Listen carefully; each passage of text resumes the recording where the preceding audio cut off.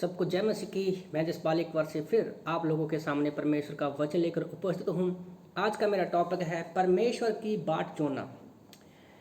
यशायाह नबी की किताब अध्याय 40 वचन 31 में परमेश्वर का वचन कहता है, जो यहोवा की बाट जोते हैं वह नया बल प्राप्त करते जाएंगे, वह उकाबों के नाई उड़ेंगे, वह दौड़ेंगे और श्रमित ना होंगे, चलेंगे और थकित ना होंगे।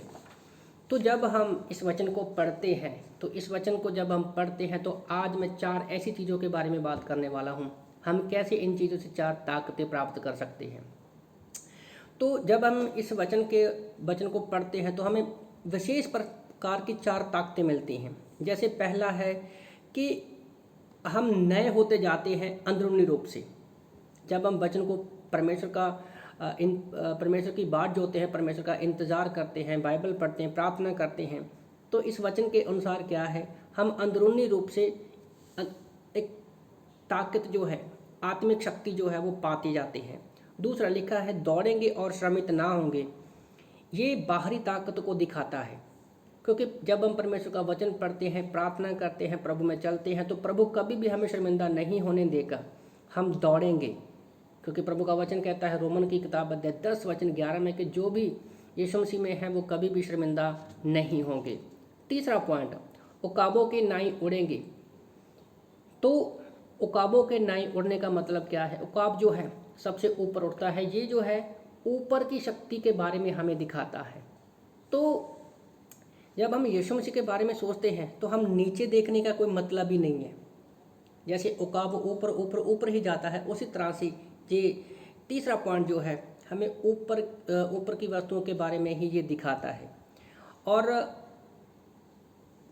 कुलुस्सियों की किताब अध्याय 3:1 में भी परमेश्वर का वचन कहता है कि अपनी सोच को क्या रखो, स्वर्गीय सोच हमें रखनी है। और हमारा यीशु मसीह आज स्वर्ग में ही बैठा है जो कि ऊपर है। चौथा पॉइंट है, लिखा है वह चलेंगे और थकित ना होंगे।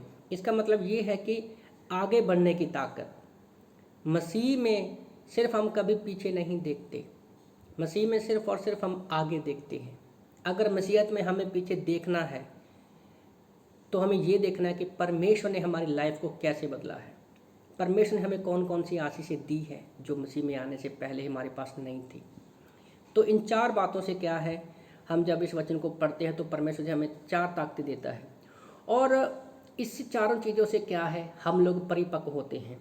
और याद रखो, जब हम परमेश्वर की बाट जोते हैं तो ऐसा कोई भी व्यक्ति नहीं है कि वो परमेश्वर की बाट जोना सीखता है, परमेश्वर की कृपा से वो कभी निराश नहीं होगा। जो व्यक्ति परमेश्वर की बाट जोता है वो कभी भी ऐसा नहीं लगेगा कि कोई उसे प्यार नहीं करता है। वो हमेशा परमेश्वर के प्रेम को ग्रहण करता रहता है। अगर हम परमेश्वर की बाट जोते सीखते जाते हैं तो याद रखो, कभी भी हमें ये नहीं लिखेगा कि हम खाली हैं। हमें अपने आप को खालीपन महसूस नहीं होगा, बल्कि हम परमेश्वर की जब बाट जोते हैं तो हम उसकी सहभागिता से क्या है, बाट जोते हैं। और जो परमेश्वर की बाट नहीं जोते हैं वो कभी भी बल प्राप्त नहीं करेंगे, और वो क्या है, वो श्रमित होंगे, और कभी भी उनके ऊपर क्या है, शैतान जो है वो हमला कर सकता है। तो इसलिए आप लोगों को मैं उत्साहित करना चाहता हूँ कि हमें परमेश्वर की बाट जोना जरूरी है और उसके लिए हमें सीखना जरूरी है। तो इन वचनों से प्रभु आप सबको आशीष दे। आमीन।